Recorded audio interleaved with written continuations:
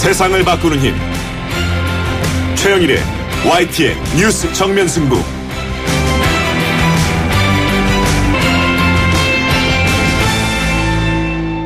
YTN 뉴스 FM 뉴스 정면 승부 3부 시작합니다. 232만 촛불 민심, 결국 대통령 탄핵을 이끌었습니다. 현직 대통령으로서는 대한민국 헌정사상 최초의 피의자가 된 박근혜 대통령, 이제 자신의 거취를 헌재의 결정에 맡겨야 하는 처지가 됐는데요. 헌정사 측면에서는 분명히 불행한 일입니다. 하지만 12월 9일 오늘은 새로운 대한민국의 출발점으로 삼아야 한다, 이런 목소리가 높은데요. 혼란스러운 전국을 안정시키기 위한 정치권의 역할, 그 어느 때보다 중요한 시점입니다. 헌재의 결정에 따라서 조기 대선도 불가피해졌죠. 잠시 후에 여러 전문가들과 함께 오늘 탄핵 결과에 대한 평가와 함께 앞으로의 전국 상황을 다각도로 짚어보겠습니다.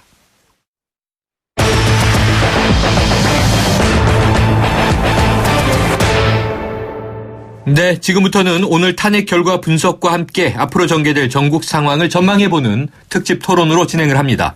폴리뉴스의 이강윤 논설위원 나와 계시고요. 안녕하세요. 안녕하십니까. 자, 여의도 연구원 자문위원인 김병민 교수 나오셨습니다. 안녕하세요. 네, 안녕하세요. 자, 그리고 원래 이 시간에 늘 디지털 컨텐츠 전문가로 빅데이터 분석을 해주던 이규찬 기자가 나와 계신데요. 안녕하세요. 네, 안녕하세요. 자, 오늘 처음으로 시사평론가로 데뷔하시는 날이 되겠습니다. 자, 먼저 오늘 결과 어떻게 보셨는지 전체적인 평가 짧게 들어보죠. 이 위원님. 예, 두말할 필요 없는 국민의 승리라고 할 수 있겠고요. 국민과 언론이 똘똘 뭉쳐서 밀고 앞에서 끌고 그 힘으로 여기까지 왔다. 그리고 78%라는 조금 예상보다는 상당히 높은 찬성률이 나왔는데, 이것은 정치적 의미를 충분히 부여할 수 있는 퍼센테이지가 아닌가 싶습니다. 그리고 1960년이죠. 이승만 대통령이, 물론 그때는 탄핵은 아니었습니다만 국민들의 힘으로 결국 하야하지 않았었습니까? 네, 4.19죠. 네, 그로부터 56년, 대충 따지면 한 60년 만에 국민들의 힘으로 바르지 못한 것은 바로 잡아야 한다라는 게 일단 지금 국회를 통과했고요. 네. 이게 헌재까지 통과가 돼야 법적으로는 마무리되는 것이겠습니다만은, 그때 1960년도에 20대, 30대, 40대 이분들이 당시 민중시위의 주축이었다고 한다면 그분들은 대개 지금 70대 이상 아니겠습니까? 그렇죠. 그 이후 것을 경험해보지 못한 세대에 의해서 국민들의 총의가 이루어졌다. 그리고 대한민국은 민주공화국이고 주권 재민의 원칙을 다시 한번 확인하는 계기가 됐다. 그런 점에서 2016년 12월 9일, 11월부터 12월까지 불고 있는 이 촛불바다, 촛불 집회는 대단한 역사성을 확보하고 있는 게 아닌가, 그렇게 생각합니다. 네, 역사적인 의미까지 이제 의미부여를 해주셨습니다. 자, 김병민 위원님은요? 네, 국민의 준엄한 민심을 결국 여의도 국회 정치권에서도 받아들일 수밖에 없었다라고 생각을 하고요. 혹시나 부결되는 것이 아니냐라는 국민의 걱정과 우려가 있기도 했었지만 결국 이변은 없었던 것 같습니다. 네. 저는 일단은 오늘 234표라고 하는 찬성표에 대해서는 사실 이 정도의 표가 나오리라고 예측은 못했습니다. 네. 일단은 야권 전체표를 합치면 172표가 되고 그동안 이제 새누리당 비박계 비상시국회의 황영철 의원이 얘기했던 한 35표 정도는 우리가 자신할 수 있다라는 얘기를 했기 때문에 이 두 표를 합치게 되면 207표 정도가 됩니다. 네. 의견을 표명하진 않았지만 국민의 준엄한 민심에 따라서 이 역사적 표결의 순간에서 그래도 찬성표를 누르는 사람들, 찬성표에 표기하는 사람들이 한 10명에서 20명 정도 있지 않을까 싶었는데 그 사람들을 조금 더 뛰어넘어서 소위 우리가 얘기하고 있는 친박계 의원들의 이탈표가 상당 부분 나왔다는 걸 볼 수 있었고요. 결국 새누리당도 그동안 여러 차례 국민들의 목소리와 다른 길을 가고 있었던 그런 부분들을 볼 수 있었지만 국민의 준엄한 민심 앞에서 이제는 새누리당이 보수의 새로운 길을 걸어갈 수밖에 없는 그런 균열점이 생기지 않았는가, 이렇게도 볼 수 있을 것 같습니다. 이규찬 기자님은 어떻게 보셨습니까? 저는 이번 그 탄핵 표결 전에 나왔던 인터넷에서 사람들이 탄핵에 대해서 언급한 소셜 데이터를 봤는데요. 빅데이터 전문가시니까. 네, 과거에 노무현 대통령 탄핵 때와 전혀 다른 흐름을 보았어요. 네. 그때는 주로 탄핵에 대해서 언급이라든가 사람들의 의견 표현이 언제 나왔냐면 탄핵 가결된 이후에 나왔어요. 아하. 그러니까 그 전에 탄핵이 될 거란 예상을 안 했던 거죠. 그런데 탄핵이 가결되니까 그제서야 놀라고 흥분하고 화가 나서 표현을 하기 시작했는데 네. 이번엔 좀 다른 게 미리부터 사람들이 안 되면 각오해라라고 미리부터 의견을 표현했고요. 가장 많은 언급량과 검색이 뭐냐면 투표 시간이었어요. 네. 내가 지켜보겠다는 뜻이거든요. 이렇게 적극적 의사표현하고 이게 드러났기 때문에 도저히 제가 볼 땐 가결하지 않고는 못 견디는 상황이 아니었나 싶습니다. 아, 그렇군요. 이 2004년 당시와는 좀 다른 데이터 분석의 결과였다. 못 견디는 상황이었다. 자, 그리고 나서 지금 이 박근혜 대통령 지금 이제 직무정지되기 직전 사실 국회 의결서가 전달되면 직무정지가 되는 거니까요. 국무회의를 소집해서 모두 발언을 했습니다. 그리고 황교안 국무총리 이제 권한대행이 되죠. 8시에 대국민 담화. 우리 토론이 끝나면 바로 대국민 담화가 나올 텐데요. 우선 박근혜 대통령의 평 어떻게 들으셨어요? 예, 뭐 충분히 예상할 수 있는 것이고 정확히 10월 24일 JTBC 8시 뉴스에서 태블릿 PC가 보도가 됐고 네. 그 연설문이 나왔다는 게 아주 결정적이었죠. 네.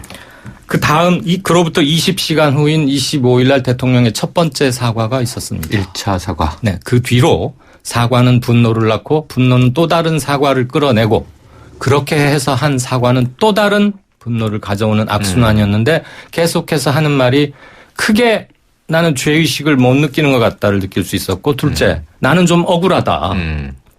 셋째 참담하고 죄송하다. 이 세 가지만 고장난 추궁기처럼 계속 나오고 네. 있습니다. 즉 대통령의 인식의 변화는 거의 없다라는 것을 그의 발언을 통해서만도 객관적으로 볼 때 이렇게 하고 있다는 것이죠. 그런 점에서는 상당히 실망스럽고요. 네. 당연히 국정 최고 책임자이자 행정 수반 그리고 헌법을 수호해야 할 대통령이 스스로 누구와 함께 했건 본인이 앞장섰건 어쨌건 그 이제 명확한 책임 관계는 곧 나오겠습니다만은 헌법 훼손에 분명히 일익을 담당했던 거 아니겠습니까? 네. 그런 점에 대해서는 죄송하다 이런 말로서는 국민들의 이 분노 그다음에 이 수치스러움 역사의 후퇴 이런 거에 대해서는 대단히 미진한 게 아니냐. 그리고 지금이라도 물론 이제 법적인 절차에 맡기게 되겠습니다마는 뭔가 확실한 정치적 결단을 통해서 이제는 법적인 이제 탄핵이 됐고 헌재로 넘어갔으니까 이제는 법적인 절차로 쭉 흘러가겠습니다마는 네. 그런 법적인 조치와는 별도로 정치적 그리고 정서적으로 어떤 전향적 조치가 지금이라도 있어야 하는 게 아닌가 하는 생각은 같습니다. 네. 중요한 사안은 아닌 것 같습니다. 네, 김 의원님. 그런데 이제 대통령이 분명히 지금 불찰, 사과 이런 언급을 했는데 제가 좀 주목해서 딱 귀에 들린 게 뭐냐면요. 앞으로 헌재와 특검에 대응하겠다. 네. 대응하겠다. 임하겠다. 성실히 뭐 조사에 임하겠다 이게 아니라 어떤 의미가 좀 있을까요? 지금 이제 막 그 청와대로 탄핵소추 의결서가 접수가 된 것 같습니다. 네네. 이제 이 순간 대통령은 직무가 정지됐다라고 무방하죠. 네. 그럼 과연 이 직무가 정지되기 이전에 오늘 하루 동안 박근혜 대통령은 어떤 역할을 했는지를 우리가 좀 네네. 주목해 볼 필요가 있겠는데 저도 이 내용을 보고 좀 깜짝 놀랐습니다. 네. 그동안 사의를 표명해왔던 최재경 민정수석 다 기억하실 겁니다. 기억하죠. 최재경 민정수석의 사표를 수리한 겁니다. 오늘이요? 오늘 오전에 사표를 수리하고 조대환 변호사를 새로운 민정수석으로 임명했다라는 기사 보도를 접할 수가 있었는데 탄핵이 표결이 예정돼 있었던 오늘 오전에 민정수석이 바뀌었다. 많은 국민들, 대한민국 모든 국민들과 여의도 정치권이 국회에서의 탄핵 절차를 지켜보고 있는 과정에 그랬죠. 청와대에서는 새로운 민정수석을 임명했다는 것. 이거는 무엇을 뜻하겠습니까? 방금 전에 말씀하신 것처럼 박근혜 대통령은 담담하게 앞으로 있을 헌법재판소의 심판과 특별검사에 의한 수사를 담담하게 대응하겠다라는 이야기를 밝혔기 때문에 그러한 대응을 사적인 개인으로서 할 수 있는 역할들은 우리가 인정할 수 있습니다마는 그것이 아니라 청와대의 민정수석의 역할을 도움을 받아갖고 혹시나 이러한 대응들이 이루어지게 된다라면 이건 말 그대로 앞으로 현재 국회에서 가결된 이 탄핵소추 결과에 따라서 헌법재판소의 심판까지 기다릴 수 있는 법적 절차의 과정들이 남아있는데 앞서 야권에서 일부 주장했던 바와 같이 박근혜 대통령 지금도 전혀 인정할 수 없다. 네. 당장 물러나라라고 하는 국민의 그런 분노의 목소리에 불을 지를 수도 있는 거거든요. 그러니까 대통령께서 앞서 말씀하신 것처럼 국정이 안정되기를 정말로 걱정하고 앞으로 본인의 잘못으로 인해서 이뤄지고 있는 이러한 초유의 사태에 대한 대한민국의 안정적인 절차를 이뤄나가기 위해서는 네. 가장 중심적으로 필요한 거는 야권의 협조를 통한 황교안 총리, 네. 대통령 권한대행이 안정적인 국정의 역할을 수행할 수 있게 만드는 겁니다. 네. 그러기 위해서는 분위기를 조성해야 되는데 그런 분위기에 찬물을 끼얹은 건 아닌가라는 우려가 돼서 좀 걱정이 되긴 합니다. 예, 그렇긴 하네요. 거기에 자, 한 가지만 말씀하세요. 덧붙이고 네. 싶은데 실질적으로 이제 몇 시간 후면은 자신의 모든 대통령으로서의 권한 행사는 스톱될 수밖에 없다는 게 거의 뭐 명약관화한 상황 아니었었습니까? 네. 그럼에도 바꿨고 또 하나는 바꾸고 새로 임명한 민정수석 조대환 신임 수석 어떤 사람이었죠? 세월호 세월호 특조위에 네네네네. 파견됐었고 한나라 새누리당 추천으로 네. 그러면서 방해하려는 것이다 뭐 파견됐다 그러면서 유족들과 굉장히 많은 마찰을 빚었고 네. 트가 활동하는 데 있어서 항상 장애물 내지는 브레이크를 걸어왔던 사람이고 또 출마한다고 나갔다가 다시 또 뭐 들어오기도 했고 아하. 그래서 인사권 행사 자체도 좀 그렇지만 인선 내용도 지금 촛불 민심과는 완전히 동떨어진 네. 그래서 참 두 번 놀랐습니다. 저는. 그러네요. 이거 전혀 뭐 모르던 수준인데 이런 일이 있었군요. 자, 어쨌든 8시에 한번 또 이따가 황교안 이 국무총리 대통령 권한대행의 이제 대국민 답안 들어보고 나중에 다음 주에 평가를 해야 될 것 같고요. 자, 이제 새누리당 친박 비박, 주류 비주류. 새누리당 친박 패족 수준으로 침몰하는 거 아니냐? 그럼 이제 비박이 새누리당을 주도해서 개혁을 할 것이냐? 이런 이제 문제인데 김 의원님 어떻게 보고 계십니까? 향후 새누리당 여당의 전망. 오늘 이정현 대표의 반응을 보면서 아마 많은 분들이 일부 예상을 할 수 있었다라고 저는 보여지는데요. 네. 이와 같은 결과였다라면 정상적인 정당이었다라면 즉각 사임의 절차를 가져야 됩니다. 네네. 근데 새누리당이 현재까지 지도부의 모습들이 국민들이 보기에 상상할 수 없는 이상한 일들이 계속해서 일어납니다. 네. 4.13 총선을 패배하고 나서 지도부가 사퇴를 했습니까? 거기에 대해서 큰 책임을 지지 않았던 부분들을 우리가 볼 수 있고요.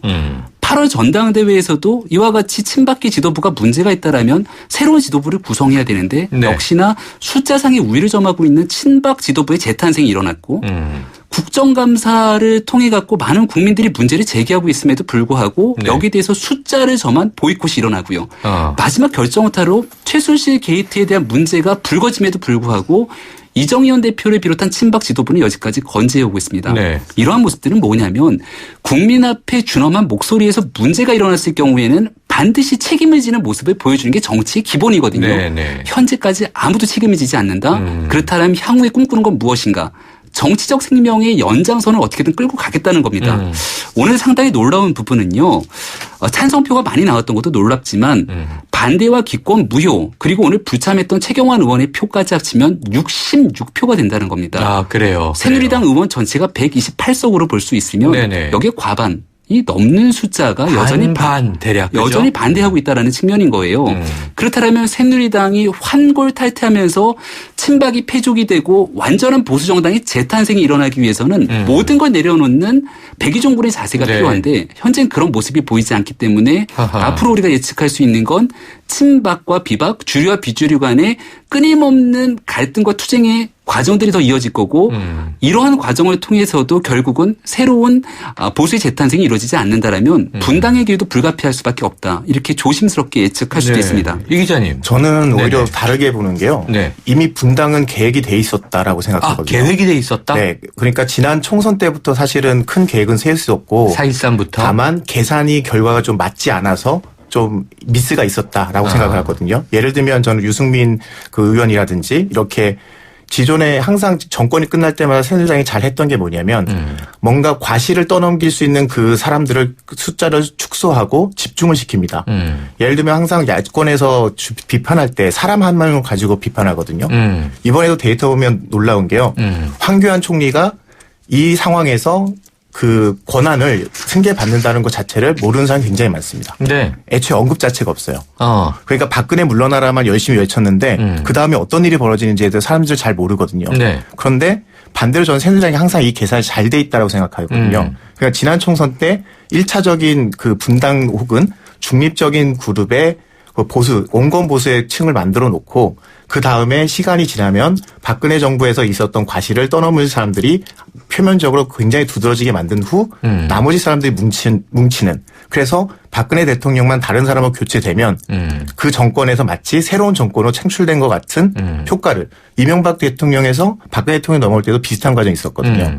그러니까 사실은 지금 이미 진행 중이고 전 반반이라는 숫자가 어떤 면에서 보면 계산하지 않고 이렇게 나올 수 있나라는 생각도 들거든요. 아, 반반이. 네. 이게 지금 데이터를 주로 분석하는 입장이다 보니까 지금 기획설인데요. 새누리당은 상당히 정교한 체계로 지금 바라보고 계세요. 그건 한번 좀 봐야 될 것 같고. 자, 지금 말씀하신 그 대목인데 이 탄핵 정국에서 표출된 민심은 박근혜 아웃, 쉽게 말하면 박근혜 퇴진 이렇게 됐는데 그 뒤에 이 시민들도 그렇게 단순하진 않았어요. 숨겨진 민심이 좀 국회, 정치권 전체에 대한 비판, 실망, 좌절 이런 것 아닌가 싶은데 이와 관련해서 좀 어떤 대목 짚어주고 싶으세요? 시민들이 정치권에게 좀 실망하는 네. 모습이요? 일관되지 못했고 갈팡질팡한 점은 분명히 있었죠. 네. 뭐 법적으로 아무런 의미도 없고 구속력, 기속력도 갖지 못하는 이선 후퇴라는 모호한 것부터 시작해서 청와대와 야권이 한 수씩 주고받았던 뭐 책임 총리니 네. 뭐 거국 내각이니 이렇게 핑퐁 과정에서 야권은 왜 이렇게 오락가락할까? 그러니까 매주 촛불 광장은 새로운 역사를 기하급수적인 증가되는 인파를 통해서 써왔는데 네. 그 한 에너지는 청와대 대통령으로부터 공급이 됐고 또 한 축은 물론 이제 청와대에서 공급되는 쪽이 좀 더 많았겠지만 네, 네. 정치권이 일관되게 국민의 명령을 제대로 잘 수행하지 못하고 있는 게 아니냐. 그래서 경고 겸 확실한 의사표현을 위해서 더 많이 모였었던 것 같아요. 네. 그러다가 우여곡절 끝에 탄핵으로 간다라고 야삼당이 합의를 본 게 불과 이제 11월 말 그때 아닙니까? 네. 그런데 12월 2일 발의를 두고도 또 한 번 평지풍파 비슷하게 하루쯤 요동을 쳤고요. 네, 그랬죠. 그런 거 보면서 과연 현재의 정치권에 수습하고 새로운 완전히 구각을 깨트리고 태어날 수 있는 힘이나 자생력이 있을까에 대한 근본적 의문이 하나 던져졌고요. 네. 단순히 박근혜 최순실 게이트에 의한 국정농단만을 해결하는 게 아니고 이 기회에 차제에 그동안 우리 사회를 억누르고 있었던 모든 질곡들, 구체제의 그 구각들, 적폐들 이런 것 깨트려서 정말 우리 자부심, 우리 상식 수준에 어울리는 정부를 우리도 갖자. 지금 이 수준까지 분출하고 있는 거 아닙니까? 네네. 그것을 정치권이 얼마나 흡수해 갈지가 앞으로는 이제 또 다른 관심으로 옮아가지 않을까. 중요한 과제다. 네. 이렇게 보여지는군요. 자, 정치권의 과제. 뭘 좀 가장 먼저 급선무로 해결해야 될까요? 일단은 저는 여의도 정치권에 대해서 좀 강력하게 문제 제기를 하고 싶었던 이유 중에 하나는요. 이 굉장히 문제는 간단한 일이었습니다. 문제의 근본은 박근혜 대통령에게 있었던 거거든요. 최순실의 국정농단에 대한 박근혜 대통령의 문제가 있으면 이 문제를 간단하게 해결하면 되는 겁니다. 네. 여의도 정치권에서 해결할 수 있는 권한은 탄핵이라는 헌법이 부여한 절차가 있었거든요. 네. 근데 여기에 여야 정치권의 사심이 조금 껴서 들어갔기 때문에 대한민국 국민들이 광장에서 이렇게 고생할 수 있는 그러한 과정들을 만들었다는 데에 대해서 저는 좀 비판하고 싶은데 네. 첫 번째로 여당 같은 경우는 박근혜 대통령을 지키는데 애당초부터 별 관심이 없었다라고 보여집니다. 아하. 대통령을 지키는 게 아니라 박근혜 대통령을 통해서 정치를 해왔던 사람들이 이제 박근혜 대통령 시대가 끝났기 때문에 어떻게 이 부분을 안정적으로 끌고 가면서 나의 정치적 생명을 연장할 것인가에 대한 네. 고민이 굉장히 깊었을 거고요. 야당 같은 경우도 깔끔하게 문제를 해결할 수 있는 과정들이 충분히 있었습니다. 그런 과정 속에서 최대한 광장의 목소리에 기대서 어떻게 하면 이러한 부분들을 바로 이어지는 조기 대통령 선거에서 더 유리한 국면으로 끌고 갈 수 있을까에 대한 네. 고민이 없었다라고 누가 자신 있게 이야기할 수 있겠습니까? 이런 부분들이 현재까지 한 2달 가까이 있는 기간 동안 대한민국 국정을 굉장히 혼란스럽게 만들었다는 생각이 네. 드는데 이제 여야 정치권이 해야 될 건 아주 분명합니다. 앞으로 대한민국이 굉장히 혼란스러운 시대에 접어드느냐 마느냐는 여야 정치권의 역할인데 황교안 국무총리가 대통령 권한대행을 맡지 않았습니까? 그렇죠. 황교안 국무총리가 마음에 들지 않을 수도 있습니다. 하지만 총리를 바꾸고 나서 탄핵을 의결할 수 있는 과정이 있었지만 이걸 스스로 야권이 거부했기 때문에 황교안 총리가 마음에 들지 않더라도 안정적인 국정 수행을 할 수 있도록 힘을 어느 정도를 보태주고 조기 대선 전국에 이제 앞으로 들어가게 되는 과정에서 국민들이 박근혜 대통령을 뽑고 나서 후회하는 많은 국민들 제대로 검증하지 못하고 뽑았다라는 이런 비판의 국면들을 넘어서기 위해서 차기 대한민국의 지도자를 정말 철저하게 검증해서 뽑을 수 있는 기회장을 열어줘야 됩니다. 안정적인 대선을 치를 수 있도록. 네. 여기에 사심이 빠지면 이 모든 것들이 해결될 수 있다는 얘기 좀 드리고 싶습니다. 자, 정치권의 과제 두 분 얘기해 주셨는데요. 이 기자님, 여기에 대한 정치권 향후 과제에 대한 시민들의 요구는 뭘까요? 네, 시민들의 요구는 아주 단순했는데요. 변화입니다. 변화. 딱 하나 변화인데요. 이 변화에 뭔가 반하는 흐름이 보일 때 화가 나는 거죠. 지난번에 박지원 국민의당 위원장께서 뭔가 이거 가결의 가능성을 높이기 위한 어떤 행보 혹은 계산 네. 이런 행보가 보이면 됐고 당장 해. 변화를 뭔가 저항한다거나 꼼수를 부린다는 느낌이 들 때 국민들이 더 분노하고 있거든요. 지금은 머리 굴린다는 느낌 혹은 돌 굴러가는 소리만 들려도 국민들이 분노를 할 거고요. 이 와중에 득실을 계산한다거나 이 와중에 어떤 그다음에 구도를 생각해서 나오는 뭔가 계산적인 행동들이 보이면 네. 굉장히 분노할 거라고 아주 생각합니다. 민감해져 있군요. 자, 지금 폴리뉴스의 이강윤 논설위원, 여의도연구원의 자문위원인 김병민 교수, 그리고 디지털 콘텐츠 전문가인 이규찬 기자 세 분과 함께 전국 진단 나누고 있습니다. 계속 이어가겠습니다. 1644 대리운전 1644 불러보자 꽃배달도 1644 전국 꽃배달 배송비 포함 3단 환 54,000원부터 3단 환 54,000원부터 1644 꽃배달 1644 대리운전 1644 홍은희 씨, 잇몸 관리 어떻게 하세요? 잇몸 관리요? 양치 잘하고 치과도 다니고 그리고 하나 더 인사돌 플러스 염증에도 좋고 들뜬 느낌도 꽉 잡아주니까요. 잇몸 건강에 인사돌 플러스. 써본 후의 차이요? 직접 느껴보세요. 동국제약. 새 차 살 때는 장기 렌터카 SK 똑똑한 장기 렌터카 똑똑한 가격 주유소 할인 SK 똑똑한 장기 렌터카 꼭 비교해보세요. 가격도 혜택도 SK 렌터카에서 SK 똑똑한 장기 렌터카 홍진경입니다. 똑 부러지는 고객 관리는 사업 성공의 지름길이죠. 그래서 전 KT 통화 매니저를 써요. 사무실로 전화가 오면 고객 이름은 물론 회사명과 거래 내역까지 다 확인하고 받을 수 있거든요. 고객 관리의 모든 것 KT 통화 매니저 KT. 네, 3부는 여기까지고요. 4부로 이어갑니다.